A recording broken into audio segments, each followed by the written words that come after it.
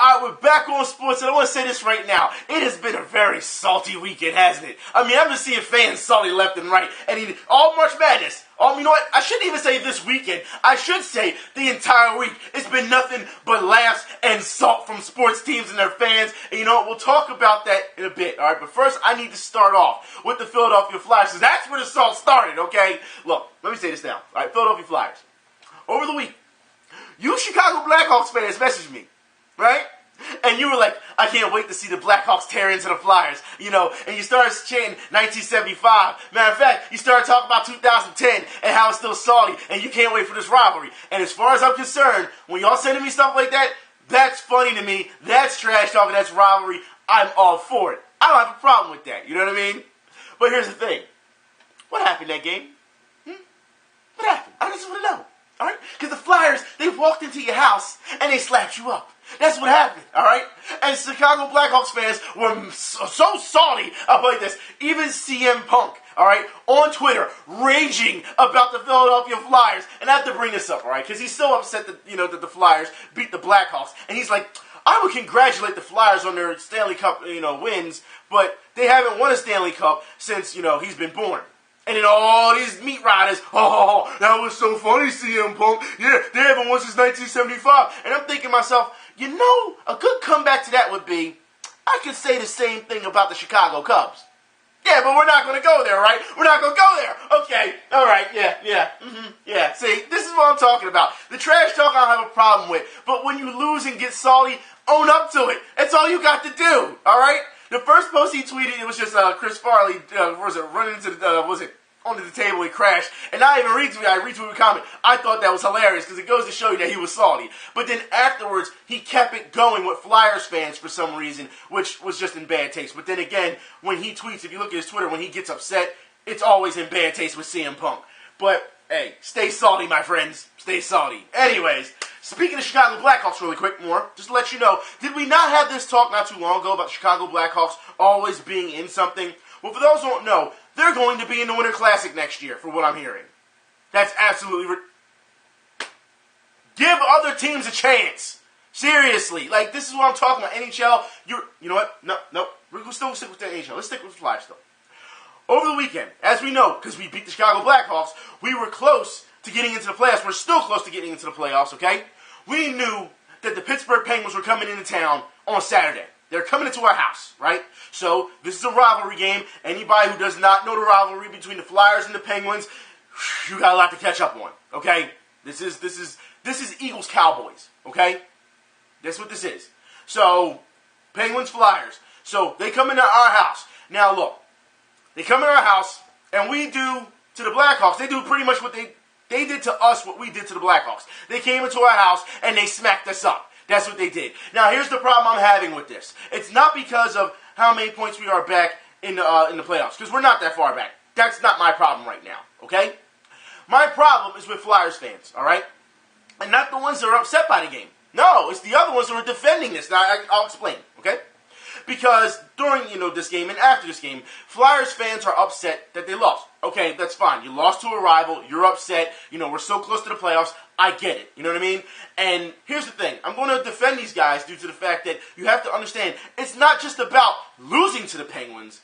It's how you lost to the Penguins. That's what it was, all right? It was a pathetic display. It's almost like you weren't even out there playing, all right? So that...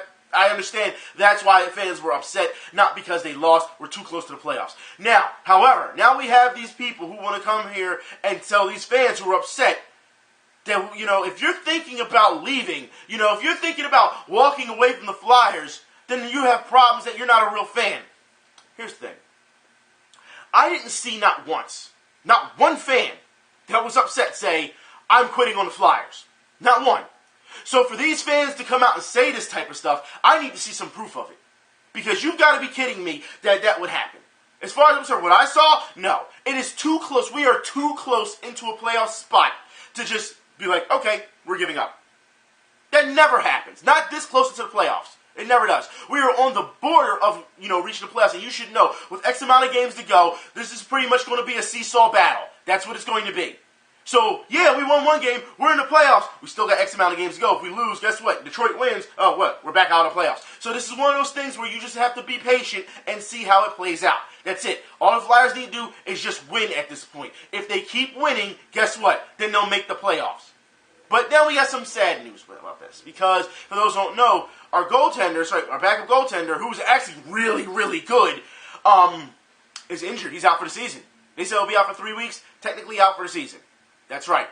So, that's going to be a problem. So, we're going to lean on Mason. Now, a lot of people, after the Penguins game, were saying that, you can't blame Mason for this display that's going on and how he's getting lit up. And everyone wants to blame Mason. Look, I like Steve Mason, but Steve Mason has a huge history, and if you've been watching these games for years since he's been on his team, he has a history of skating behind the net to try to get rid of that puck. And what happens? It gets intercepted, it becomes a turnover, and they score on us. He's done it a number of times this season. So as far as I'm concerned, while I'm not expecting a shutout from Steve Mason, he makes a lot of dumb mistakes when it comes from being behind the net. As far as I'm concerned, keep this man in his crease. All he does is hurt the team this way. And if we have to ride with Mason throughout the rest of this time and possibly into the playoffs, hopefully if they get into the playoffs, that backup goalie, he'll get better. You know what I mean? He'll be healthy. He'll be able to play. Because what I hate about the Flyers, and they do this all the time, he's got a lower body injury out for the season. They don't tell you specifically what's going on. And I understand they don't want to tell you specifically due to the fact that, they don't want other teams to see, hey, this is a specific part of why he's hurt. Could be just resting. Could be he's really serious. And if he decides, to be trade bait, they don't want to release that information. It seems like they don't like to release that type of information to the public unless it's right then and there. So you see the medical, the medical reports for those people who, who have an inquiry of him. You know what I mean? But I really hate the fact that they always just say, we're listed as a lower body injury. We're listed as an upper body injury. We listed as tell us what it is. They never do, though. So, I don't know.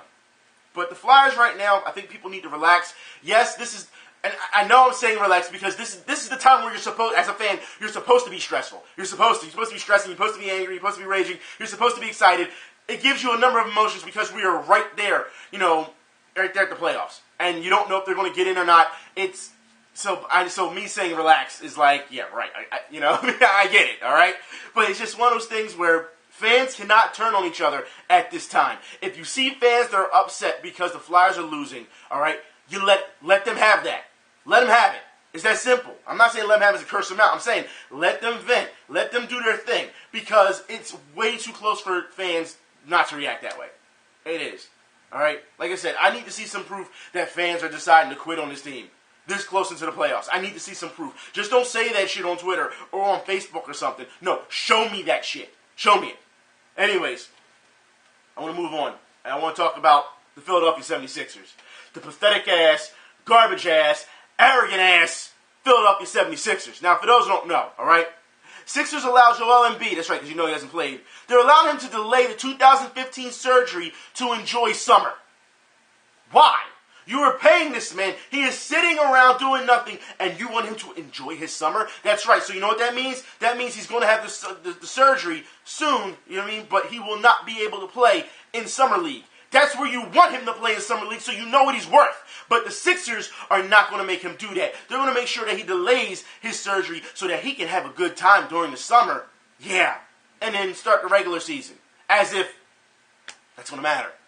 You need him in Summer League so that you can have that consistency, that chemistry with other teammates. You cannot, this is not street ball, all right, where you just can pick up somebody and be like, all right, they're good or not on the fly. You can't do that. But I will make a comparison soon to street ball because I'm getting real sick and tired of this shit when it comes to the Sixers. And the thing is, when we're seeing this type of stuff, when people are just like, oh yeah, he's being delayed, and we've seen all these losses, we're seeing idiots like Spike Eskin still, support the process. Now, mind you, Jerry Colangelo said months ago, this process is over. But it seems like idiots here who don't even play basketball, and I say they don't play basketball due to the fact that you have to understand that any fan that goes through this, I should say any fan, any person who's played basketball, they're going to have this integrity about them. They're going to have this type of backbone about them. That we should not take this lying down. And the fact that we're seeing a lot of people, especially people in media, taking it lying down, facilitating that to other fans, telling them, you should take this line down. It's okay. It's absolutely ridiculous. I will explain even more, okay? For example, if you are losing in a street ball game, and for those who play street ball or whatever, you're going to know exactly what I'm talking about at this point, all right? Game's close, right? One team has to lose. And then when you're on that, that point game, what happens? You start hearing a lot of ticky-tack fouls, don't you? A lot of touch fouls. Because whoever is playing, who's losing, they don't want to lose. They want to stay on the court because you know what it is. It's either win or get off the court, or win or go home. You know how this goes. So as far as I'm concerned, when you see guys start calling ticky-tack fouls and then people start arguing, what happens? Fights break out. It's always at the end, near the end of these games, right? When this game could be over. It's always. So, for anyone to sit back and watch this team lose, and when they've been losing, they've lost the last, 18 of 19, and they're 9-61? You want to sit here and tell me that I should be okay with this? Because believe in the process, we may get a first-round pick out of this. Let me tell you something. When I'm seeing these teams play, and I'm seeing the Sixers just tank it all out, because they're not even trying at times, you're going to tell me I should be okay with this? You know what? At this point, every person who thinks that this is okay, this tanking, it was funny at first, okay? The first year it happened, but now we're in too many years of this. I put it like this. I really hope that people who support this, I hope that we don't get the first round pick. I hope we don't. I hope we don't get the first round draft. I really hope we don't. Because it needs to be sent the message that you cannot keep doing this. It's absolutely ridiculous. And the way these teams are playing. Let's talk about the game last night, shall we? Let's talk about this. Is what I talk about. Listen, there are people who don't play basketball. And yes, Spike Eskin has been challenged to basketball before, all right? And he declined because he doesn't want to come down here. Just like the rest of these media fucking idiots. They want to talk their shit on the radio or on TV, but when you challenge to a real basketball game, what happens? They back out. Because they don't want no parts of these neighborhoods. Because they know they'll get torn to fucking pieces. That's what happens. But, like I said, the games that go on with the Sixers, all right? Last night against the Celtics. You can't tell me that you're going to sit here and get cocky on a team. That's right, the Celtics. Celtics who they can do some damage to some teams. They can play spoiler to some teams. And you're going to tell me because you make a 4-point play, all right? Because you got fouled on a three-pointer and then you get the foul shot. You're going to tell me you're going to start doing the shimmy on teams when you're 9-61? Time now for the Liv Moss Hysteria Moment presented by Taco Bell. Isaiah finding some room. An undisciplined defense by Bradley. We've seen that time and time again. A little shoulder shimmy as well. Must be a special night for Isaiah. A special player when he's shooting beyond the arc. Now, as you can see, that was in the first half of the game, all right? Let's get all cocky and do all this shimmying. I find that funny because you know what? We should listen to somewhat of the halftime report, exactly how the Sixers performed. Halftime Live, presented by your Delaware Valley BMW Centers. Sixers trailing the Celtics at the break, 55-54. Here to talk about it all, the coach Jamana Marshall Harris. This is Halftime Live, presented by your Delaware Valley BMW Centers. Sixers having some issues shooting in the first quarter, Coach. They shot 19% from the field. They were 5 of 26. At one point, they missed 17 shots in a row. So you're getting cocky, shimmy on the Celtics, all right, when you're shooting 19% from the field, all right, which is piss poor, and you miss 17 fucking shots in a row. And you got the nerve to get cocky on these teams, huh? And you're 9-61. You only had 10 wins this season. This is the arrogance I talk about. And this is also a shot to those fans who feel as though it's okay for the process. I'm also believing myself, if you're watching these games for what they are, there is no way you can support this. There's no way. As far as I'm concerned, people who are sitting here saying, oh, this is okay, trust in the process, they're not watching these games every time. They're not watching these games. They're not. They're shielding themselves from this bad performance. Because I guarantee you, if you sat and you watched these time after time after time, you're going to understand why people say, this is bullshit. But you don't want to, don't you? No, you don't want to do that. You just want to just follow the leader and just say, this is going to work, and you're not even watching the fucking game as far as I'm concerned. Because if you're seeing that, if you're seeing the level of cockiness, all right, and you're missing 17 shots in a row, there's no way you could support that. No way. None. But you know what? That was the first half. Since the second half rolled around, you think, the Sixers, they will play hard. You know what? Let's see the end of the game. Let's see the final score of the fucking game. The only stats you need to know is remember, they've lost 18 of 19 so far in a row.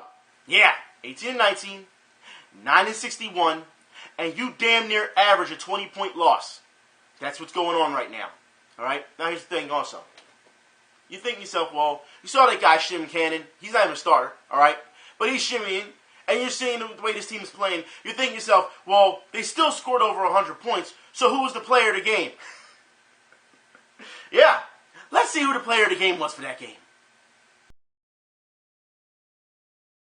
Yeah, the vet, Carl Landry. And the reason why Carl Landry's even starting is because Okafor is hurt. That's right. So the guy who doesn't even play really, all right, coming off the bench because he's vet support. That's all he is. He's just time filler, all right, came out and scored 26 points. His season high because, once again, he doesn't really play.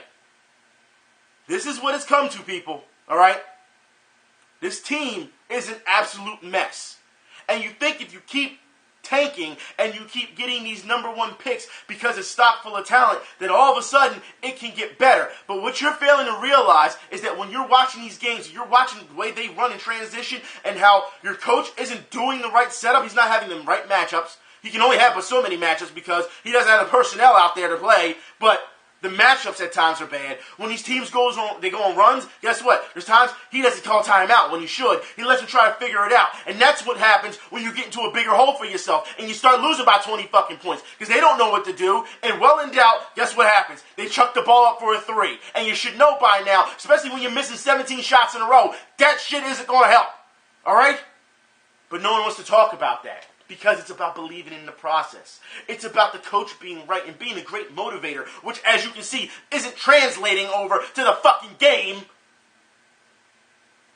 But that's okay, though. We're supposed to just sit back and suck this all up and eat this up as fans. And we're supposed to be okay with it, right? That's what we're supposed to be okay with. I've said it once, I'll say it again. The only reason why the Sixers probably more likely have attendance at their games is, number one, it depends on what road team is coming in. People are coming in to watch a popular road team. That's what they are. All right? Number two, Sixers dance squad. That's it. There's nothing else. You can't sit here and tell me. And here's the thing. Noel, he had 4 points last night. All right? I'm not going to give him too much due to the fact that he had like 8 rebounds, 5 assists or whatever. So if his scoring game is not on point, he knew to adjust. As a center, he knew to adjust and facilitate the ball around and get everyone else involved. All right? That's all he could do. That's his game plan. I'm not going to knock him down for that, okay? I can't. But it goes to show you, when other people on this team are not doing their job, that they don't do the same thing. They don't adjust. And that's a problem. It's almost, I shouldn't say almost, it is pathetic to sit and watch this go down. But then you have these, and I'm going to call them fraud fans, whether they're radio personalities, whether they're on Twitter or on Facebook, fraud fans, when you're not watching these fucking games in full, when you can't see the way they're setting up, seriously, do you not see these setups? Do you not see when they're in half court, half court press, when they're in half court setup, how things don't even look right? When you see certain plays, all right, they're not even following the right plays. Guys will be open, they'll set the pick, go around for the pick and roll. No, I'm not going to pass it back to him, even though he's wide open. I'm going to chuck this shot up when I have double coverage on me. It doesn't make sense. None of it. But we're supposed to be okay with that. It's fucking embarrassing. It is. You want to know what else is embarrassing? The dab. That's right. Still in sports. Here we go again. But it seems like you trendsetters are now moving on. We told you before that nobody is safe. You're dabbing on people who are presidential candidates. You're dabbing on commentators. You're dabbing on people getting interviewed. You're just dabbing out of nowhere for no reason. Now you got animals dabbing. Look at my dab, bitch, dab. Look at my dab, bitch, dab. Look at my dab, bitch, dab. Son of a bitch, you gotta be kidding me. So if I sneeze and sneeze in my hand, then all of a sudden I'm dabbing. All of a sudden. Y'all will find anything to just sit here and say, that's a dab, won't you? You'll just find anything. You know what? Matter of fact, it gets even worse. Because now they dab it in NASCAR. Nobody is safe. Nobody. Animals, cars, no one's fucking safe. I can only imagine what's going to happen next week. Oh my God. But you know what? Speaking of things that may happen next week. And I want to talk about this really quickly because next week we may see some punishment handed down.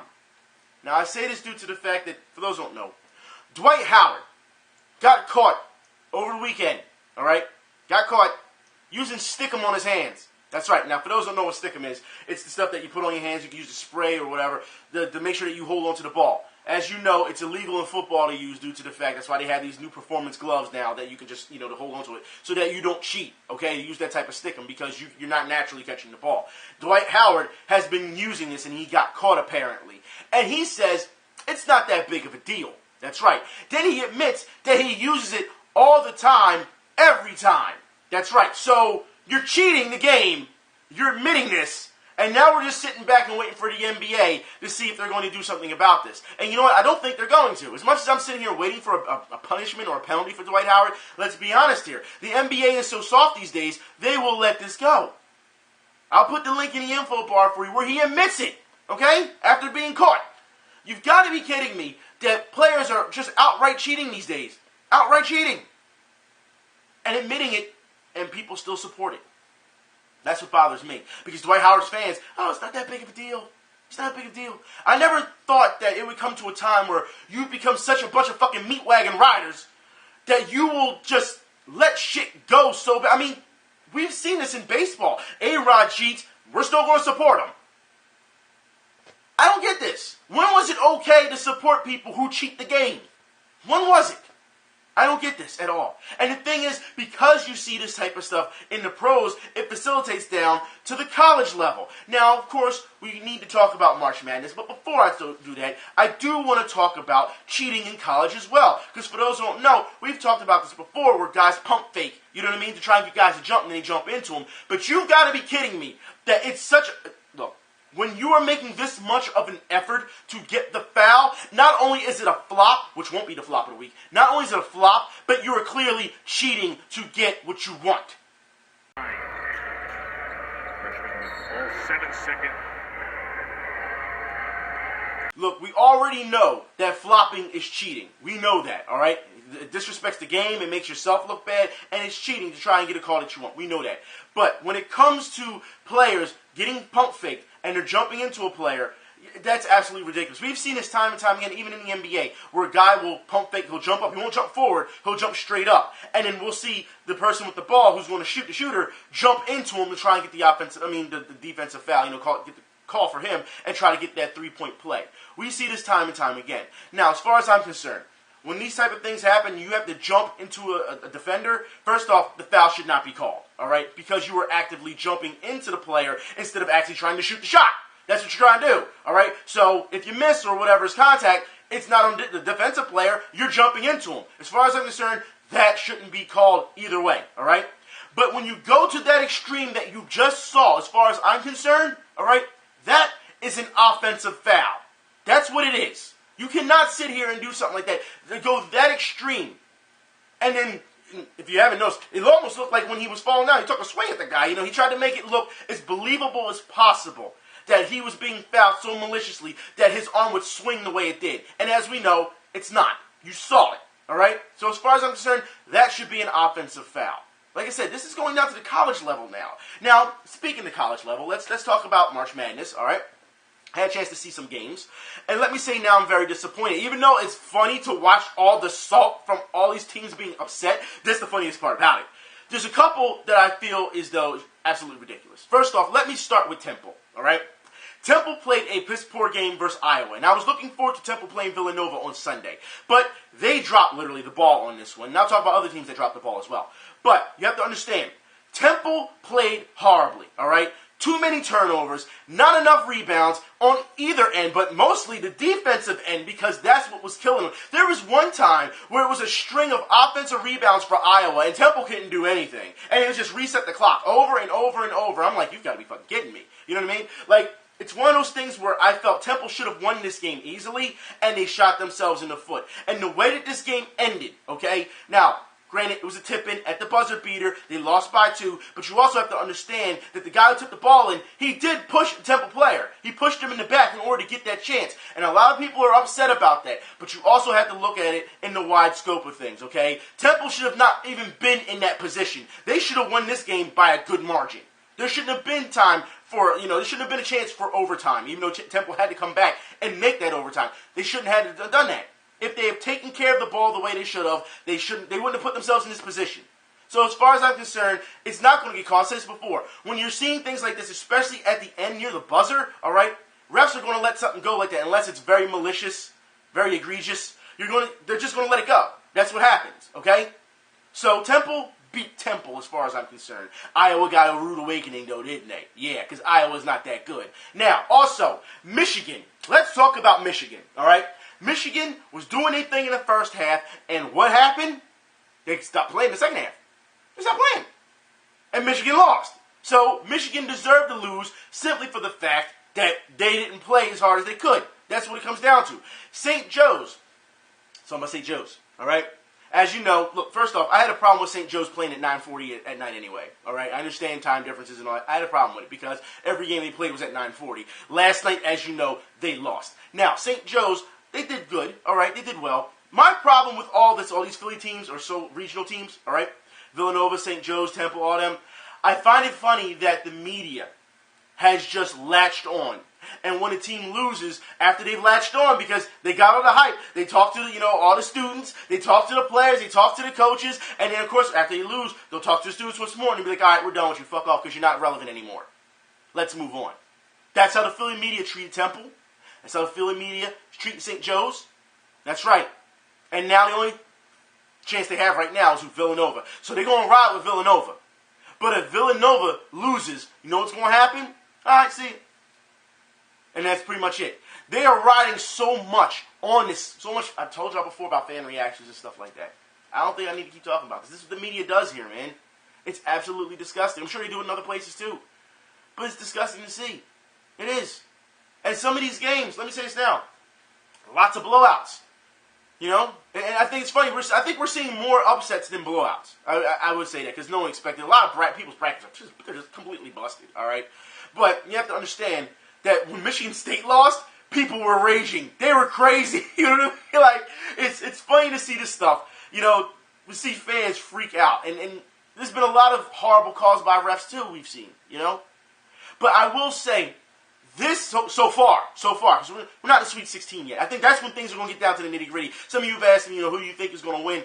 At this point, you can't even tell. I said, let's wait till we get to the Sweet 16 due to the fact that there's so many different upsets. There are a lot of people who are feeling themselves, too. All right, and what happened? They got bopped quick. All right? It goes to show you that when you see these type of things, we feeling ourselves because of how we playing, then you get to that next game, and you getting beat by 20, 30 points. It's a whole different story, isn't it? Whole different story. You have to relax, and you have to let these teams play. I think, and I'm not saying to the fans. I'm not saying to the players, because the players, they need to be hyped. I'm saying to the media. When you take these teams and you run them, just run them to the moon and say, hey, this is the team to beat now because they upset said team, you can't do that. You can't. Because the other team next thing playing, they're like, okay, well, we're going to take them even more serious. They're going to take it serious anyway, but they're going to make sure they make a statement. You pretty much put a bullseye on those teams' backs. Stop. I really feel some sort of way. I will say, so far, I haven't seen a lot of flopping in college basketball because for those who remember, last year, all right, in college basketball, there was a lot of flopping in college, during the tournaments. That's just throughout the season in general. We've seen a lot of flopping this season too, but not throughout, the March Madness part of it. We haven't throughout these playoffs. And I'll put it like this. For those who don't remember, this will get the Griffin Force Flop of the Week. Once again, last year's flopping when it comes to college basketball. With possession of the ball. You fall down anytime you want, as I've proven. So pretty much a gust of wind could have knocked that guy down. You've got to be kidding me. Yeah, you get the Griffin Force Flop of the Week, buddy. Anyways, I want to move on real quick to football. That's right, football. The Ravens. I need to talk about the Baltimore Ravens real quick. For those who don't know, the Baltimore Ravens, Tre Walker dies after dirt bike incident. That's right. He was only 23 years old. Now look, when this news first broke, all right, they had said that Walker was in a motorcycle accident. That's what they said at first, okay? And they didn't tell us, the details just yet. So they were like, he's injured. His injuries are severe, but he's in hospital. So I had thought, okay, well, his career's over. That's what I thought. And then the next day they were like, he's dead. And I was like, well, damn. You know what I mean? Like, I just thought career over, not life over. You know what I mean? And then the details started coming out that he was on a dirt bike. He was riding a dirt bike in the dark, and he was hit by a car. He had no lights on or whatever. And this is what we're hearing so far. We don't know what's true or what's not. This is what the authorities have reported so far. And it's kind of stupid. But, of course, the young man didn't deserve to lose his life over it. You know what I mean? He has his whole life ahead of him. I've seen this time and time again, especially here in Philly, when it comes to people riding dirt bikes or just driving down Port Richmond not too long ago. This dude was on a pedal bike, but he was driving in the middle of the street. And as you know, Airmingle Ave is busy going both ways, but he's driving right in the divider between traffic. And he's just riding between traffic. I'm thinking to myself, all it takes is one wobble and you done, son. But we see this all the time down there. People living, you can call it stupid. A lot of people call it fearless. They just don't care. They don't care.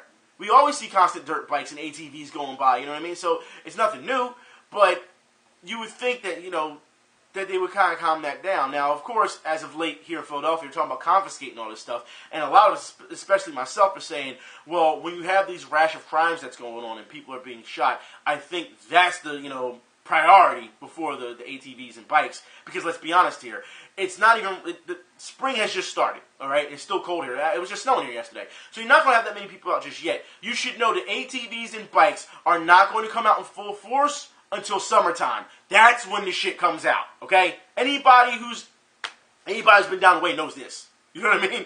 Like, you should know. Summer is going to be a different story, all right? It's going to be nasty this year, all right? So I'm just saying, I'm not worried much about the ATVs and bikes as opposed to the shooting and the killing, you know what I mean? Like, priorities. But it is sad to see that this player, you know, this would happen and his life was cut short, and a lot of people say it was his own fault for doing it. A lot of people will say you still have some, you know, sympathy. I mean, we saw Ben Roethlisberger when he was on his motorcycle, and we saw what happened with him, you know what I mean?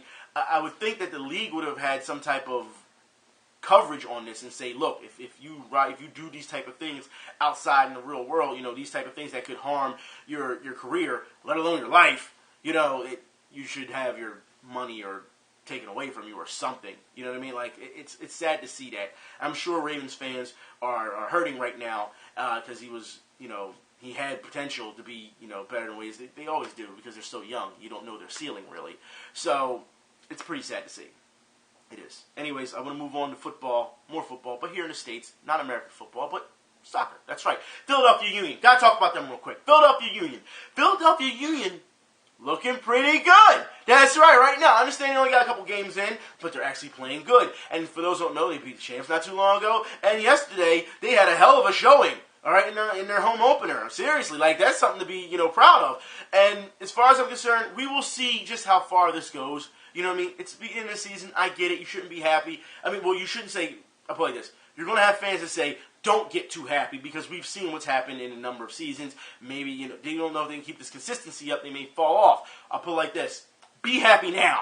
Be happy now for what it is before they fall off. Because for anyone who follows the Philadelphia Union, if you're a Sons of Ben, you should know that this, if it goes downhill, this may be the highlight of the season. So just enjoy it while you can. You know what I mean?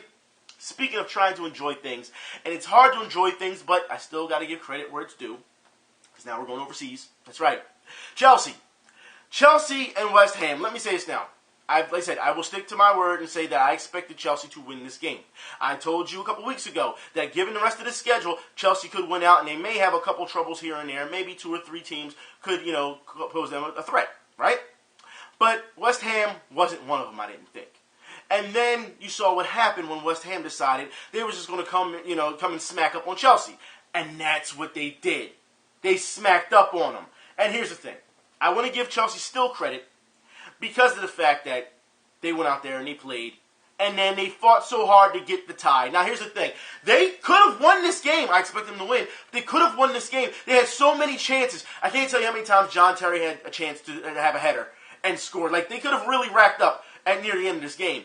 And they didn't. They just missed opportunities. You know what I mean? So, once they were down by so much and time was running out, I was like, yo, I'll just take the tie at this point. You know what I mean? It was like, yeah, you go out there and you win. And it was like, yeah, can we at least get a tie? and they tied the game. So as far as I'm concerned, this had some implications to it, this game anyway. So I'll take that. I'll take the tie on this one. I really don't like taking ties, as you know, win or go home for me. But the way they came back and the way they played hard, you have to give them some type of credit, especially with Costa sitting down and not being there. So yeah, that's one of those things. Also, we need to have a talk with more overseas when it comes to football. I got some bad news for some people. We need to have this talk. So people who are more, who've seen these things, have been witnessed, I should say, have more experience in these type of things. Maybe you can enlighten me on this. We've talked about football hooligans before. We have. But now it's apparently getting very, very serious. For those who don't know, Turkish Soccer Derby was canceled due to potential security threat. Okay? That's number one. Number two, all right? 2 dead, 49 injured in clashes at Moroccan game. That's right. So 2 dead, 49, and this is something that we see time and time again. Every once in a while, because as we know, they try to stop hooliganism every time. But what bothers me about this at most is that, as we know, soccer worldwide is the largest sport. I don't like the fact that you can just say, I'm going to go to a soccer game and do something harmful, and it'll be shut down because there's so many people there. You know what I mean? And to be a potential threat, a security potential threat, and to shut down the entire game because some jackhole wants to try and do something. As we know, we've seen it all. We've seen it time and time again. Like a bomb or something will happen, and, they got to shut it down. Mind you, these are supposed to be places that are supposed to be, and I don't want to call it a family sport, but let's be honest here. You're going to have people of all ages, all genders and sizes or whatever, be there. We know that. And to bring that type of heat, should I say, to a game, putting all those people in danger is a problem. It's a huge problem. You know what I mean? And don't get me wrong, we've seen it at times where people aren't acting a fool, and then the refs do something to screw over said team that they feel, and then people take the field, start storming the field, and start going crazy. We see it time and time again. That we do see, okay? People don't know how to keep their emotions in check. You know what I mean? The security has to be there. But for people to be dead and 49 injured, that's scary. That's scary. Because it can happen, as I said, football hooliganism, whatever you want to call it, all right? Like I said, there's times where I feel as though the hooligans should be around. I feel as though there's times they should be, all right? When people act up. When I mean people acting up, I mean for what you've seen when it comes to how these fans act outside the stadium. You shouldn't have anything going on inside the stadium as far as I'm concerned. Look, we all there to watch the game, cheer on the fans, be with your friends or family or whatever, have a good time, and you leave. But beforehand, we've seen people act a fool severely, and it's like, yeah, as a fan, you do want to see some of those people get touched up on because they go way too far out of bounds. They do. You know what I mean? And as we know, security doesn't put them in check. And we've seen a number of instances, when it comes to how people act, fan bases act outside. I've shown you this, over the previous season or so. So, for me, it's a necessary evil to have them. I feel as though it is. But it needs to be more coordinated. I don't think in this case it was needed. I don't think it was necessary. And it's really sad that 2 people have died, over this. 49 people were injured. That's horrible. Speaking of people getting injured, I guess we should talk about boxing. Now you say, it's been a while since we talked about boxing. Yeah, because boxing hasn't really been on. That's right. So what I'm going to do today is I'm going to show you the upcoming schedule for boxing.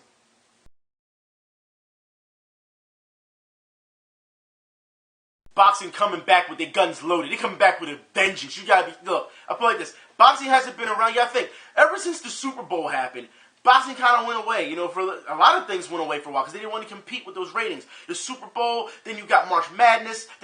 You have to understand, a lot of sports are going to take off. As we know, UFC was being big at one point. They were putting on pretty much super fights. And I put it like this.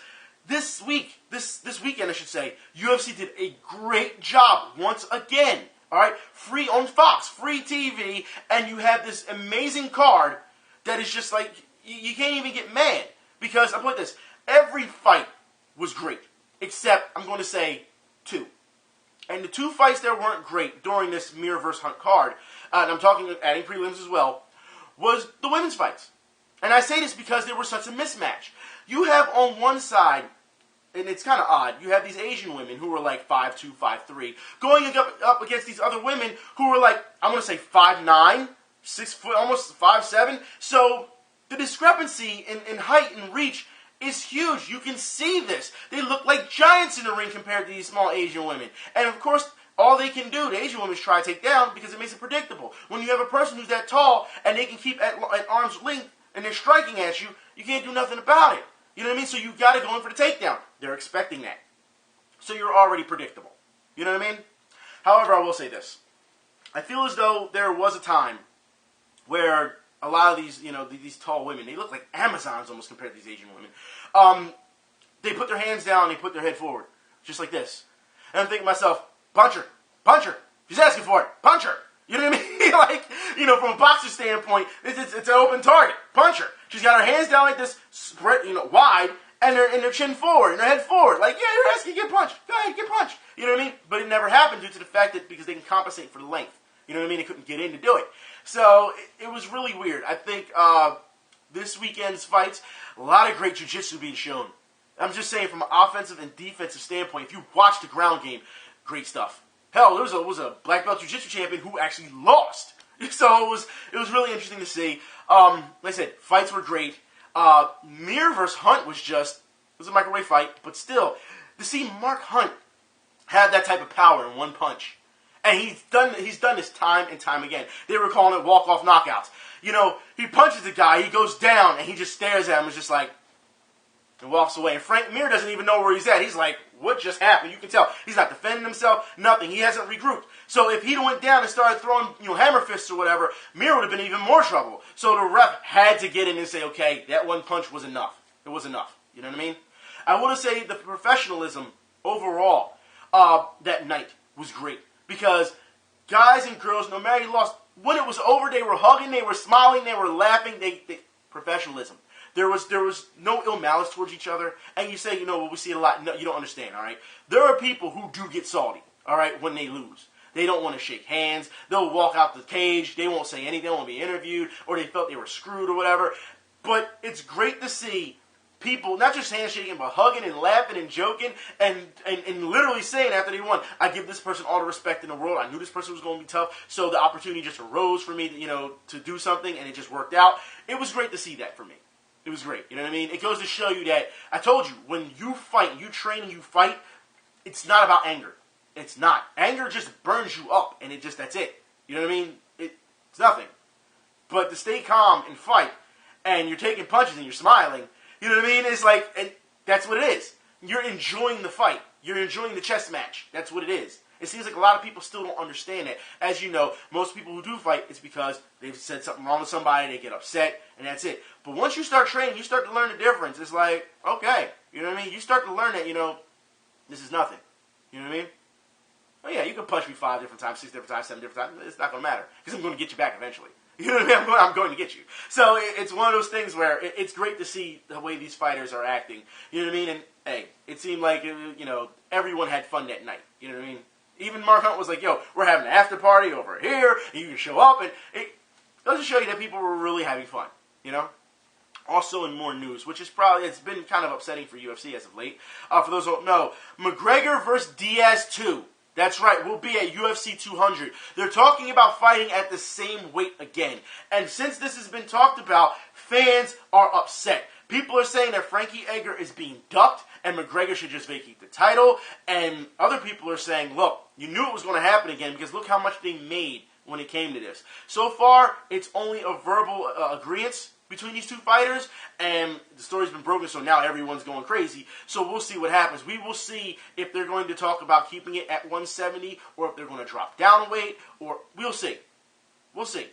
But right now, there are a lot of people in the mixed martial arts community, fans, who are very upset that this fight is going on again. You should have known this was going to happen. But yeah, I understand Frankie Edgar is being ducked right now for these fights. But it's about money. You should know this. It's always been about money. It's not just about championships and for some it is, but and being who's the toughest, you should know this is about a payday. A fighter only has a short span to fight. All right? I know a lot of people say, well, they're fighting at 42 and 45 years old and 50, depending on what fight. You have to understand also, those paydays aren't huge. So when you get this opportunity to have this big payday, you take it. All right? It only takes one punch, like I said, to knock you out, or one kick to knock you out. It also takes one punch or one kick to paralyze you as well, end your career.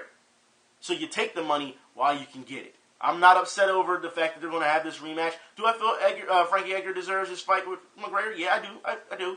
But given how much this fight made and what has happened, since, yeah, by all means, have it again as far as I'm concerned. Have it again. I don't see a problem. But I'm sure a lot of people, like I said, I've seen people freak out over this on Twitter and fans. It's going crazy. They're even going to the point where they're cursing out Diaz and they're cursing out McGregor and calling him a bunch of names. I'm thinking to myself, these are the same fans that would never say that to their faces, though. Like I said, these are trained fighters. What the fuck is wrong with y'all? Anyways, I'm done. I think that's been enough news for today. I got stuff to do. Let's say I would like to hear what you have to say about McGregor and all, but it's been kind of hard getting back to you guys. And at one point, let me say this now. At one point, I went to respond to people in last week's video, and in the gaming video last week, and for some reason, YouTube was not letting me respond to anybody. For some reason, it was some type of error, and I was like, look, I don't have time for this. You know what I mean? I did read the comments though, but yeah, it wouldn't let me respond for anything. I was like, what the hell's going on here? So yeah, I can't do nothing about that. Anyways, I'll talk to y'all later. Y'all be safe. We will see what happens this week when it comes to March Madness and all this. I should just say madness in general in sports. Anyways, talk to y'all then. I'm out.